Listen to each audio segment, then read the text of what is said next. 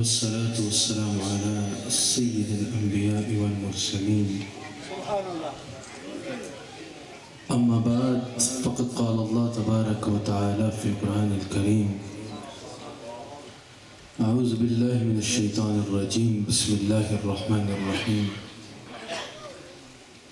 فلا وربك لا يؤمنون حتى يحكموك فيما شجر بينهم صدق الله العظيم وصدق رسوله النبي الكريم ونحن على ذلك ومن الشاهدين والشاكرين والحمد لله رب العالمين.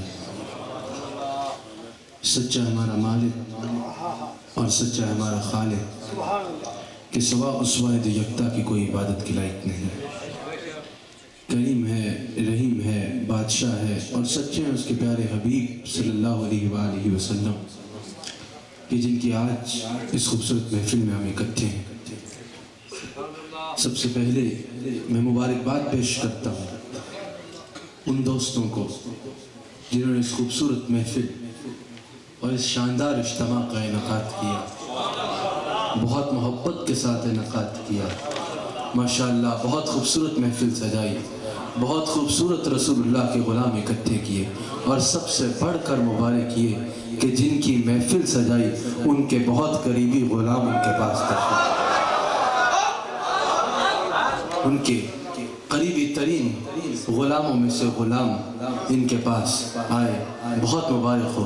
اللہ کریم آپ کا اس محفل کا انعقاد کرنا قبول فرمائے اور آپ سب کا یہاں پر آنا قبول فرمائے. وہ حبیب علیہ السلام کہ جن کی شانوں کو بیان فرماتے ہوئے، وہ حبیب علیہ السلام کہ جن سے تعلق بالرسالت کتنا ضروری ہے یہ ارشاد فرماتے ہوئے، وہ حبیب علیہ السلام جن کی غلامی کا پٹا گلے میں ڈالنا کتنا ضروری ہے یہ بیان فرماتے ہوئے، وہ حبیب علیہ السلام جن کی غلامی اختیار کیے بغیر، جن سے محبت کیے بغیر اور جن سے رشتہ قائم کیے بغیر، جن سے غلامی کا رشتہ قائم کیے بغیر بندہ اللہ کریم تک پہنچ نہیں سکتا، یہ بیان فرماتے ہوئے رب کریم قرآن کریم میں ارشاد فرماتا ہے فلا وربک، اے میرے حبیب علیہ السلام ہمیں آپ کا رب ہونے کی قسم ہے، لا یؤمنون حتی یحکموک فیما شجر بینہم، کہ تب تک کوئی مومن نہیں ہو سکتا، تب تک کوئی ایمان والا نہیں ہو سکتا. کب تک؟ تب تک کوئی ایمان والا نہیں ہو سکتا. گویا کہ بے شک جتنی نمازیں پڑھ لے، جتنے درس دے لے، جتنے چلے کاٹ لے، جو کرنا ہے کر لے، تب تک وہ ایمان والا ہو نہیں سکتا. کب تک؟ جب تک وہ اپنے ہر معاملے میں آپ کو اپنا حاکم تسلیم نہیں کر رہا ہے. جب تک وہ اپنے ہر معاملے میں آپ کو اپنا حاکم تسلیم نہیں کر لیتا. کسی نے خوب کہا کہ آقا کی محبت دین حق کی شرط اول ہے، اسی میں ہو اگر خامی تو سب کچھ نامکمل ہے. اللہ کریم فرماتا ہے میرے حبیب مجھے آپ کا رب ہونے کی قسم ہے کہ تب تک کوئی ایمان والا نہیں ہو سکتا. بے شک گویا کہ اس نے کتنی بھی نمازیں کیوں نہ پڑھ لی ہو، بے شک اس نے کتنے بھی چلے کیوں نہ کاٹ لی ہو، بے شک وہ توحید کے کتنے نبے درس بھی کیوں نہ دیتا ہو، تب تک وہ ایمان کے قریب بھی نہیں آ سکتا جب تک وہ اپنے ہر معاملے میں آپ کو اپنا حاکم تسلیم نہیں کرتا. گویا کہ جب تک وہ اپنے آپ کو آپ کا نوکر تسلیم نہیں کر لیتا، جب تک وہ آپ کو اپنا حاکم مان کے اپنے آپ کو آپ کا نوکر نہیں مان لیتا، تب تک وہ ہمارا نہیں ہے، وہ ہمارا نہیں ہے. اس آیت کا آغاز دیکھو، رب کریم کتنی محبت کا اظہار فرماتے ہوئے فرماتا ہے فلا وربک، اے میرے حبیب مجھے آپ کا رب ہونے کی قسم. ذرا اپنا پن تو دیکھو، اے میرے حبیب مجھے آپ کا رب ہونے کی قسم ہے. یا اللہ تو مشارق و مغارب کا رب ہے، تو آسمان کا رب ہے، تو زمین کا رب ہے، تو جہانوں کا رب ہے، ساری تیری خلقت ہے، تو ساری خلقت کا خالق ہے. تو یہ بھی فرما سکتا تھا کہ مجھے تمام عالمین کا رب ہونے کی قسم ہے، پر یہ سب اس کے آگے کوئی حیثیت نہیں رکھتا. کل کہہ کے ان جیسے جتنے چاہے اور بنا سکتا ہے، لیکن رخ مصطفیٰ ہے وہ آئینہ، نہیں ایسا دوسرا آئینہ، نہ کسی کے چشم و خیال میں نہ دکان آئینہ سا. ان میں سے کون سی ایسی چیز اس قابل ہے جس پر وہ ناز فرمائے، لیکن اگر وہ بھی محبت میں کسی چیز پر ناز کرتا ہوا نظر آتا ہے تو فقط محمد رسول اللہ، وہ بھی اگر کسی سے محبت کا اس انداز میں اظہار کرتا ہوا نظر آتا ہے تو وہ سرکار کی ذات ہے، وہ رسول اللہ کی ذات ہے کہ اے میرے حبیب ہمیں آپ کا رب ہونے کی قسم ہے، ہمیں آپ کا رب ہونے کی قسم ہے۔ اور ایک بات آگے فرمایا کہ تب تک کوئی ایمان والا نہیں ہو سکتا، توجہ رکھیے گا، جب تک وہ آپ کو اپنے ہر معاملے میں اپنا حاکم تسلیم نہ کر لے۔ اس سے پہلے یہ کہنے کی کیا ضرورت تھی کہ مجھے آپ کا رب ہونے کی قسم ہے؟ یعنی دنیا کو بتا دیا ان کو مانو گے تو تمہارا فائدہ ہے، ان کو تمہاری ضرورت نہیں ہے کیونکہ مجھے ان کا رب ہونے کی قسم ہے، ان کے لیے میں کافی ہوں۔ ارے جن کی قسمیں میں اٹھا رہا ہوں وہ تیرے محتاج نہیں،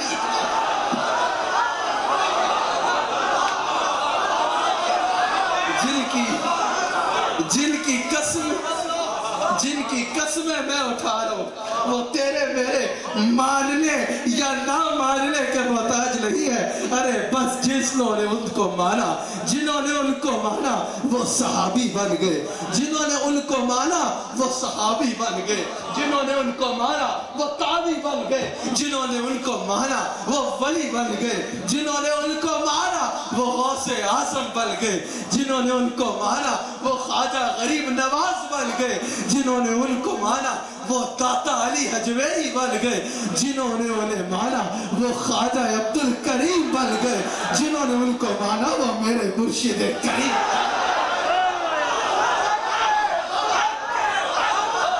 اگر عروج پایا یاد رکھنا کسی کے ماننے یا نہ ماننے سے سرکار کی شان میں نہ زیادتی ہوئی نہ کمی ہوئی، بلکہ جس نے رسول اللہ کو مانا اللہ کریم نے اس کو بلند فرما دیا، اللہ کریم نے اس کو بلند فرما دیا اور بلند فرماتا رہے گا۔ کسی کی باتوں سے، کسی کی بک بک سے یا کسی کی کسی طریقے سے بھی باتوں سے وہ گر نہیں سکتا۔ کیوں؟ کیونکہ وَلَلْآخِرَةُ خَيْرٌ لَكَ مِنَ الْأُولَى، جس طرح سرکار کا ذکر وَرَفَعْنَا لَكَ ذِكْرَكَ کے ہے اللہ کریم نے اونچا کیا، ہر لمحہ اونچا ہوگا۔ وَلَلْآخِرَةُ خَيْرٌ لَكَ مِنَ الْأُولَى، تو جب ذکر اونچا ہو رہا ہے تو ذکر کرنے والا کیسے گر سکتا ہے؟ ذکر کرنے والا کیسے گر سکتا ہے؟ ذکر کرنے والا کیسے گر سکتا ہے؟ ذکر کرنے والے کے لیے بھی عروج ہی عروج ہے، عروج ہی عروج ہے۔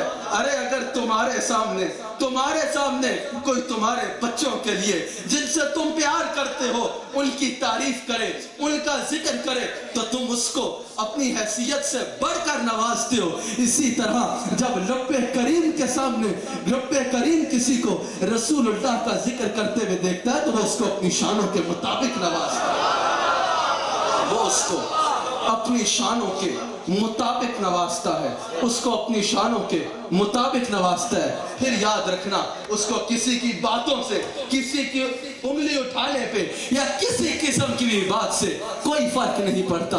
کیوں؟ کیونکہ اس کو عزت دینے والی اللہ کریم کی اور رسول کریم کی ذات ہوتی ہے۔ فَلَا وَرَبِّكَ لَا يُؤْمِنُونَ حَتَّى يُحَقِّمُوكَ فِي مَا شَجَرَ بَيْنَهُمْ، جب تک آپ کو اپنے ہر معاملے میں اپنا حاکم تسلیم نہیں کرتا۔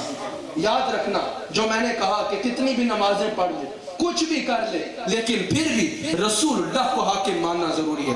اس کا شان نزول بھی اسی طرح ہے کہ ایک دفعہ ایک نام نہاد مسلمان کلمہ بھی پڑھتا تھا، سب کچھ کرتا تھا، لیکن منافق تھا۔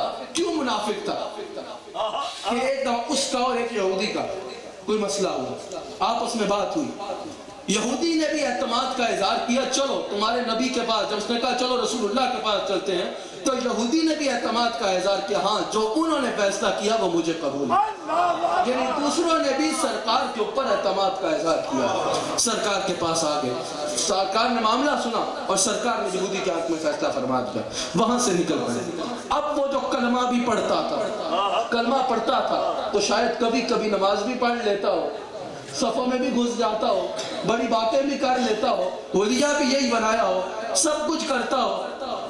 اس نے کہا کہ رسول اللہ نے تو بات کر دی، چلو رستے سے حضرت عمر فاروق کی بھی رائے لے لیتے ہیں.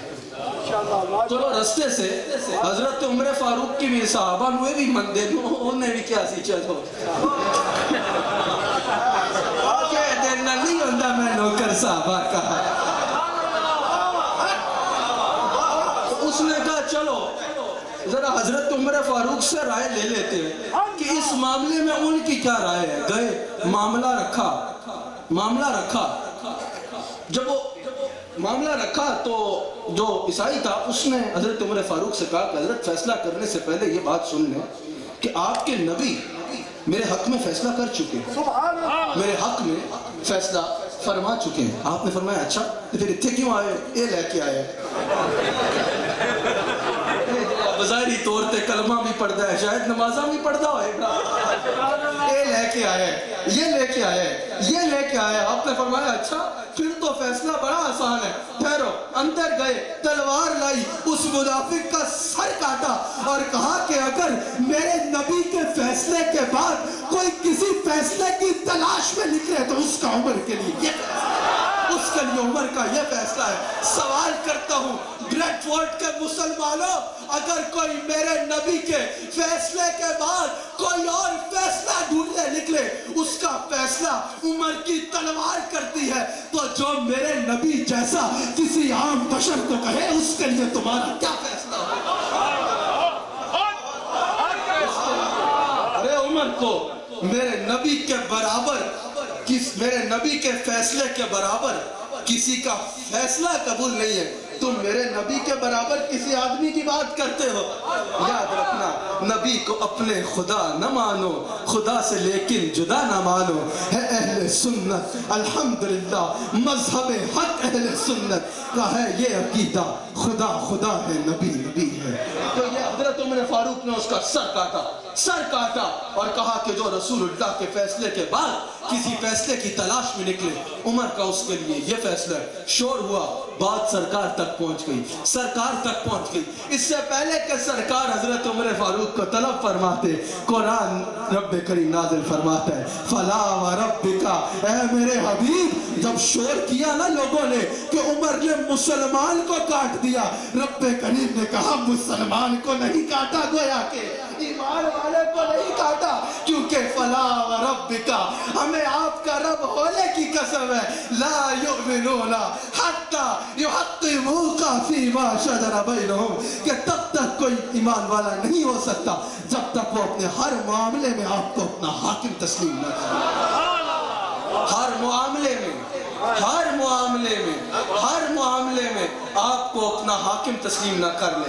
یاد رکھنا, مسلمانوں کے سر کا قبلہ تو ہمیشہ سے مکہ کعبہ رہا ہے, لیکن دل کا قبلہ رسول اللہ کی ذات ہے. بشرا کیسے بنے تھے؟ ان کا سر کا کعبہ تو کعبہ تھا, لیکن دل کا کعبہ محمد الرسول اللہ تھے.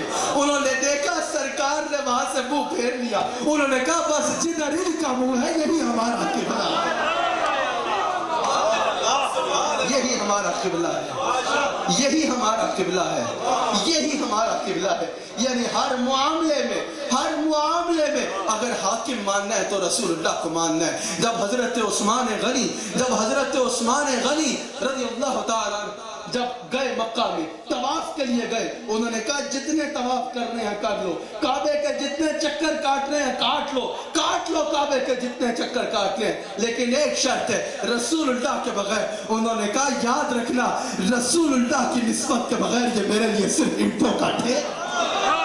اگر میں اس کا احترام کرتا ہوں, اگر میں اس کو سجدہ کرتا ہوں کعبے کو, تو فقط نسبت مصطفیٰ سے کرتا ہوں, فقط رسول اللہ کی نسبت سے کرتا ہوں. تو پتہ چلا کہ ہر معاملے میں سرکار کو اپنا حاکم ماننا ضروری ہے, ہمیں نظر آتا ہے صحابہ نے کیسے رسول اللہ کو حاکم مانا, صحابہ نے سرکار کو اپنا حاکم کیسے مانا. کسی معاملے میں بھی دیکھ لو, صحابہ نے سرکار کو حاکم کیسے مانا.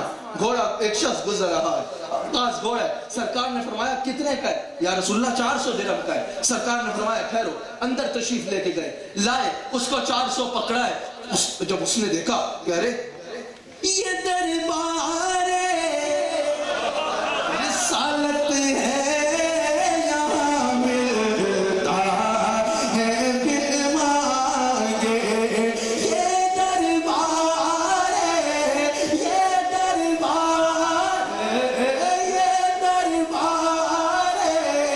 رسالت ہے یہاں ملتا ہے بن مانگے یہاں سے ہاتھ خالی غیر بھی جایا نہیں گئے۔ جب اس نے دیکھا کہ یہاں تو جو مانگو فوراً مل جاتا ہے، جتنا مانگو مل جاتا ہے، اس نے کہا میں نے 400 نہیں، میں نے 800 کہا، میں نے تو 800 کہا تھا۔ سرکار نے فرمایا تم نے 400 کہا تھا۔ اس نے کہا کہ آپ کے پاس کوئی گواہ ہے تو لے آئیں، میں مان لوں گا۔ پاس سے ایک صحابی گزر ہے، بتا رہا ہوں سرکار کو کتنا یقین کر کے سرکار کو حاکم ماننے کی ضرورت ہے۔ صحابی گزر رہے، عرض کی میں گواہ ہوں کہ میرے آقا کے سامنے تو نے 400 کہا تھا۔ اس نے 400 دیے، چل پڑا۔ سرکار نے پوچھا ہے میرے غلام تو یہاں پر تھا نہیں، تو نے کیسے گواہی دے دی؟ سننا میرے آقا کو کیسا حاکم ماننا ہے، کیسا حاکم ماننا ہے۔ اس نے کہا یا رسول اللہ، انہوں نے عرض کی یا رسول اللہ 400 یا 800 پہ گواہی کی بات کرتے ہیں، یہ تو ہم جیبوں میں لے کے پھرتے ہیں، آپ کے کہنے پہ تو ہم نے اس کو مان لیا جس کو دیکھا بھی نہیں، جس کو دیکھا بھی نہیں ہے۔ قانون بدل گیا، رب کریم نے اس پر اتنا خوش ہوا کہ اس کے لیے قانون بدل دیا کہ ویسے ہمیشہ 2 گواہوں کی ضرورت ہوتی ہے، تیرے ایک کی گواہی بہت کافی ہے۔ صحابہ نے سرکار کو عبادات میں کیسا حاکم مانا ہمیں نظر آتا ہے۔ افضل البشر بعد انبیاء بالتحقیق سیدنا صدیق اکبر، حضرت صدیق اکبر سرکار نے حضرت صدیق اکبر کو اپنی مسجد میں، اپنے مسلح پر، اپنی مسجد میں، اپنی حیات مبارکہ میں، اپنی بظاہری حیات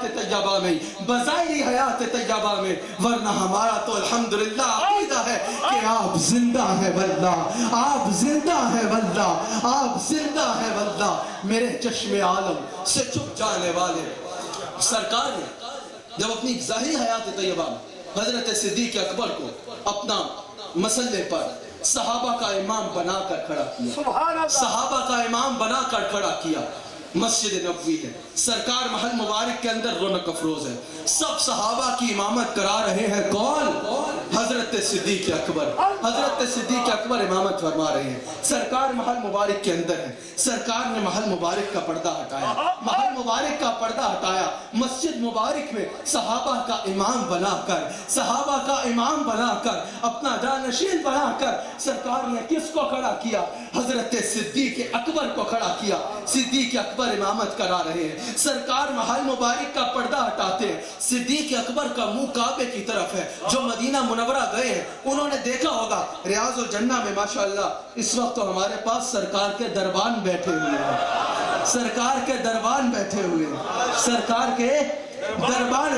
ہیں، جن کی ڈیوٹی یا ریاض الجنہ میں ہوتی ہے یا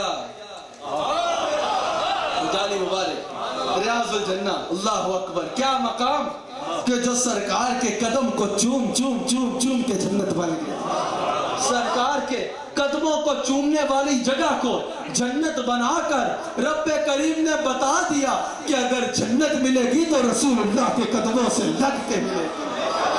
کیا زمین کا ٹکڑا ہے وہ چشتی صاحب، چلتے چلتے سرکار کی والدہ کا ذکر ہوا، سرکار کی شہزادی کا ذکر نہ کرتا ہے، وہ زمین کا ٹکڑا تو قدم چوم کے فضل صاحب جنت بن گیا۔ لیکن تمام مکاتب فقہ علماء بیٹھے ہوئے اس بات پر متفق ہے، کچھ جاتے تالا لگے ہے، ماشاءاللہ انہاں دا کم ہی ہوئے لا یؤمنون،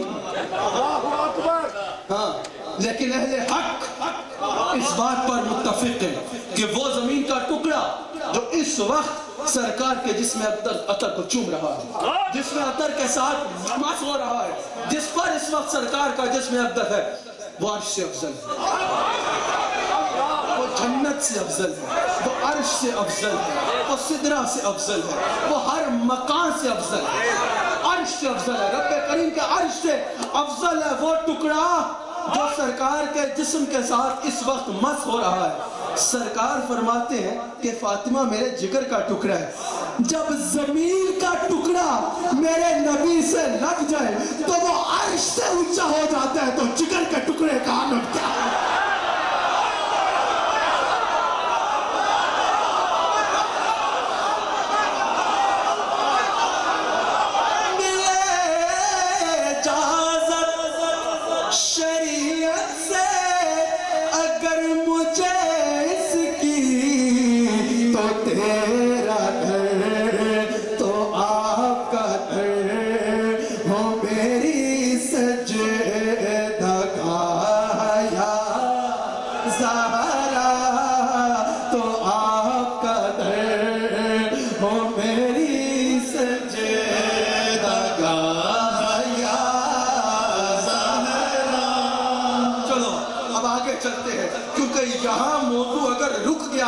اگر یا زہرا پہ موضوع رک گیا تو پھر کسی اور موضوع کی گنجائش نہیں ہے۔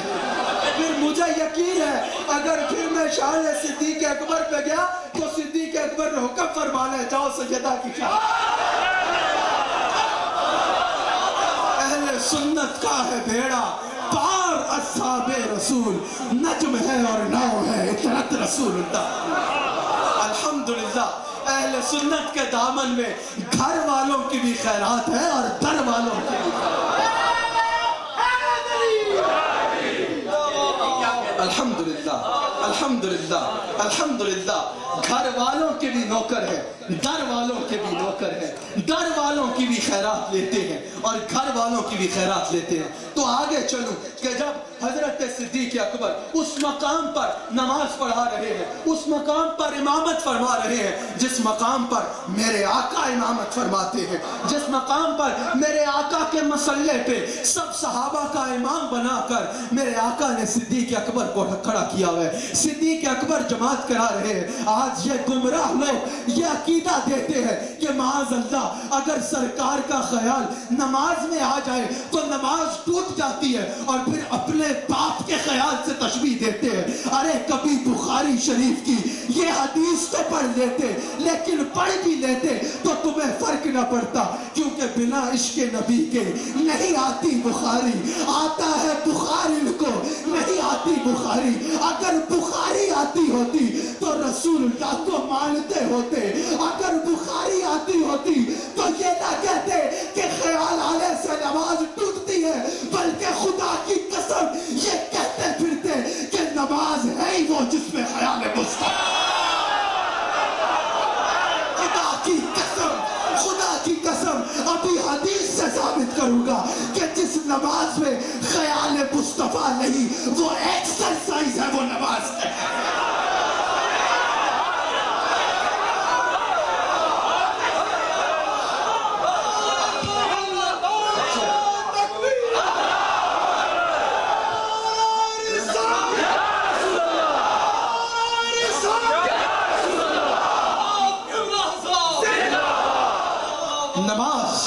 نماز تبھی بنے گی جب اس میں خیال مصطفیٰ آئے گا۔ بخاری شریف کی حدیث ہے، صدیق اکبر سرکار کے مسلح پر سرکار کے حکم سے امامت کرا رہے ہیں، صحابہ مقتدی ہیں، صدیق اکبر امام ہے، سرکار کے مسلح مبارک پر کھڑے ہیں، منہ کعبے کی طرف ہے، ادھر کعبہ ہے، ادھر کعبے کا کعبہ ہے، بند کر دے، ادھر کعبہ ہے، ادھر کعبے کا کعبہ ہے، محل مبارک اس طرف ہے، اس طرف ہے، مکہ اس طرف ہے، صدیق اکبر کا منہ کعبے کی طرف ہے۔ سرکار نے محل مبارک کا پردہ ہٹایا، پھر ان کی آمد کے پیامی تھے، صبا کے جھونکے پھول شاخوں کو ہلاتے تھے کہ آپ آتے ہیں، راستے صاف بتاتے تھے کہ آپ آتے ہیں۔ پوری مسجد نبوی نور سے منور ہو گئی، نور سے منور ہو گئی، عجیب خوشبو، عجیب سرشاری ہو گئی، نور سے منور ہو گئی۔ وہ دوسرا مقام ہے، ادھر صدیق اکبر نے نور مصطفیٰ کی آشنائی سے جان لیا کہ رسول اللہ آ گئے، رسول اللہ آ گئے۔ صدیق اکبر نے کیا کیا؟ ارے کہنے والے کہ خیال سے نماز ٹوٹتی ہے، خیال تو ان کا تھا ہی ادھر۔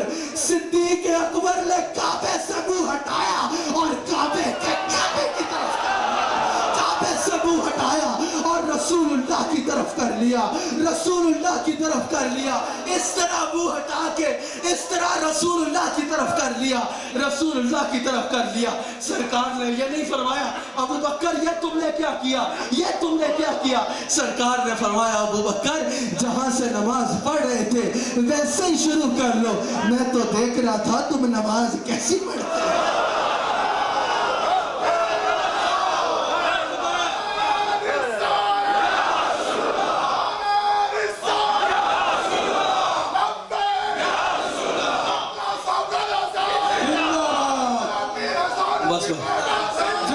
میں تو دیکھ رہا تھا کہ تم نماز کیسی پڑھتے ہو۔ میرے شیخ کامل نے جب یہ حدیث پڑھائی تو چشتی صاحب میرے شیخ نے فرمایا کہ سرکار نے فرمایا ابو بکر میں دیکھ رہا تھا تم نماز پڑھ بھی رہے ہو کہ نہیں پڑھ رہے ہو۔ میرے ذہن میں خیال آیا نماز پڑھ رہے تھے، صفوں میں کھڑے تھے، نماز پڑھ رہے ہو کہ نہیں پڑھ رہے، تو پتہ چلا صرف صف میں کھڑے ہو کے نماز نہیں ہو جاتی۔ رفع یدین کا حکم جو آیا تھا نا، صرف صفوں میں گھس جانے سے نماز نہیں ہوتی، بلکہ سرکار نے جب فرمایا کہ آپ شروع کرو، سرکار نے فرمایا میں دیکھ رہا تھا نماز پڑھ بھی رہے ہو کہ نہیں پڑھ رہے، میری طرف رخ کرنے نے ثابت کر دیا ہاں تم نماز پڑھ رہے ہو۔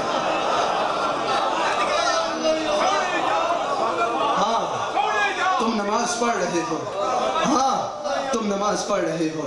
سرکار کا اختیار ہمیں نظر آتا ہے، بلکہ اب صدیق اکبر پہ بات آئی ہے تو دو باتیں یہاں کرتے چلیں۔ صدیق اکبر جن کو سرکار نے اپنے مسلح پہ کھڑا کیا، سب صحابہ کا امام بنا کر کھڑا کیا۔ انشاءاللہ اس موضوع پہ تفصیل سے گفتگو کروں گا۔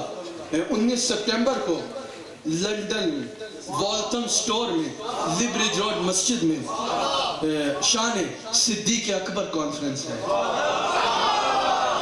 شان صدیق اکبر، لندن والتم سٹور لیبریج روڈ مسجد، شان صدیق اکبر کانفرنس ہے۔ شان صدیق اکبر، صدیق اکبر، صدیق اکبر، اکبر اکبر اکبر۔ انشاءاللہ وہاں پر انشاءاللہ اس موضوع پر گفتگو کروں گا، لیکن کچھ باتیں کرتا چلوں۔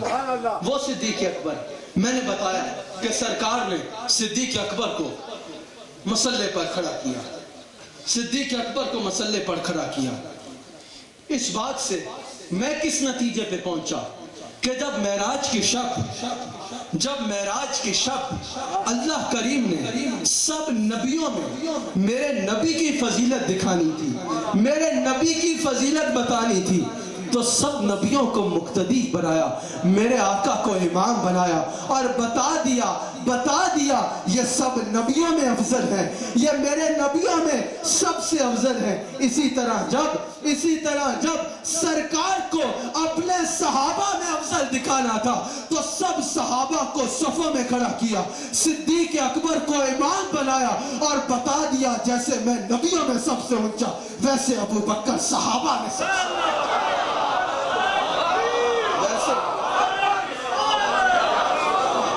جیسے معراج کی شب اللہ کریم نے سب نبیوں کو صفوں میں کھڑا کر کے میرے نبی کو امام بنا کر یہ بتا دیا کہ میرے نبی نبیوں میں سب سے افضل ہیں، اسی طرح سرکار نے سب صحابہ کو صفوں میں کھڑا کر صدیق اکبر کو امام بنا کر یہ بتا دیا جیسے میں نبیوں میں سب سے اونچا ویسے ابو بکر صحابہ میں سب سے اونچا۔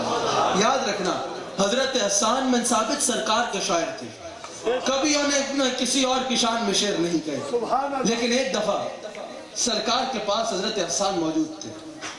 حدیث میں یہ ذکر نہیں ہے کہ حضرت صدیق اکبر بھی وہاں تھے، اگر وہ وہاں ہوتے جہاں یہ بات لکھی ہے ادھر یہ ذکر نہیں ہے کہ صدیق اکبر پاس تھے، اگر وہ ہوتے تو ان کا ذکر ضرور ہوتا. سبحان اللہ سبحان اللہ. تو سرکار نے پوچھا حسان کیا تو نے ابو بکر کی شان میں کچھ کہا؟ صدیق کی شان میں کچھ کہا؟ حضرت حسان نے عرض کی یا رسول اللہ شاعر ہو آپ کو اور ابو بکر کی شان نہ کہے. یہاں بھی میں کہوں گا پاکستان میں بھی آپ کو پتہ ہے میں سیدھی بات کرتا ہوں, حق کی بات کرتا ہوں. اکثر فضل صاحب مجھے کہتے ہیں ہاتھ ہلا رکھیا کر, پر میں حق کی بات کرتا ہوں. ہاتھ ہلا رکھیا کر کا مطلب سمجھتے ہیں نا, آہستہ آہستہ آرام. حق کی بات کرتا ہوں. پاکستان میں بھی میں نے سارے نعت خانوں کے مجموعوں میں اور شعراء کے مجموعوں میں کہا کہ ہر راہ چلتے ایرے غیرے کی, ہر للو پنجو کی منقبتوں کے اتنے بڑے بڑے کتابیں لکھ کے پڑھتے ہو. ادھر سامنے پڑھی نا تو یہ منقبت پڑھاں گا خوب ملسی, اس کے سامنے پڑھی تو یہ پڑھوں گا خوب ملسی. ارے کبھی میرے نبی کے سامنے ابو بکر کی شان پڑھو دیکھنا کیا کیا ملے.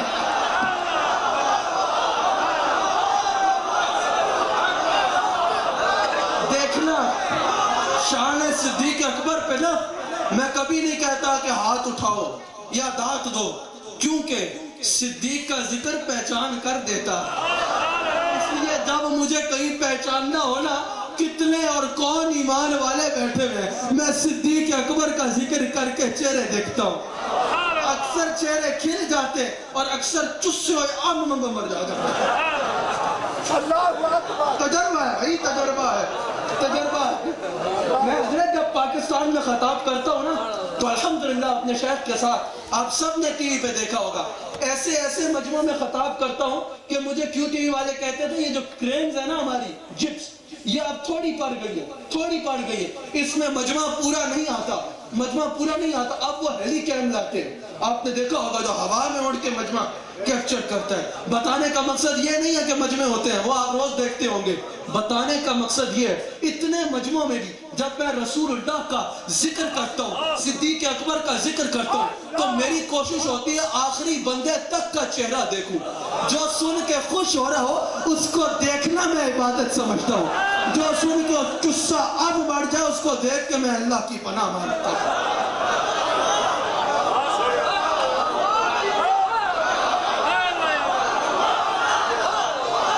حضرت صدیق اکبر,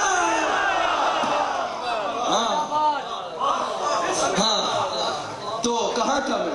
حضرت حسان نے کہا یا رسول اللہ شاعر ہو آپ کا اور ابو بکر کی شان نہ کہے کیا یہ ممکن ہے؟ سرکار نے فرمایا اے حسان تو پڑھ صدیق کی شان, انا اسمع میں سنوں گا. اگر یہاں کوئی کہنا نہیں صدیق اکبر کی شان میں نے نہیں سنی, اٹھتے باہر چلا جا, تو نہیں سننی بتا آیا. صدیق اکبر تو وہ ہے کہ سرکار فرماتے ہیں حسان ابو بکر کی منقبت پڑھ میں سنوں گا.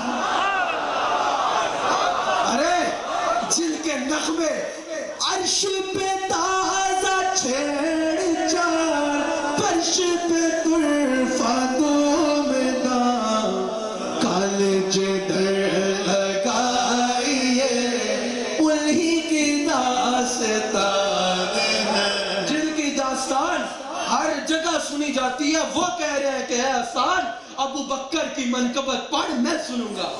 پھر حضرت حسان نے شان صدیق اکبر میں کیا کہا کہ یا رسول اللہ جب عدو گرد غار پھر رہے تھے, جب آپ کے دشمن گرد غار پھر رہے تھے, گرد غار پھر رہے تھے, گرد غار پھر رہے تھے, سرکار غار میں تھے. اچھا اس کا مقصد کیا تھا؟ بس اب اسی نقطے پر اپنی گفتگو کو سمیٹ دوں گا. کچھ اور سننا ہے آپ نے؟ تھکے تو نہیں ہے؟ جو تھکا ہوا ہے وہ ذرا ہاتھ بلند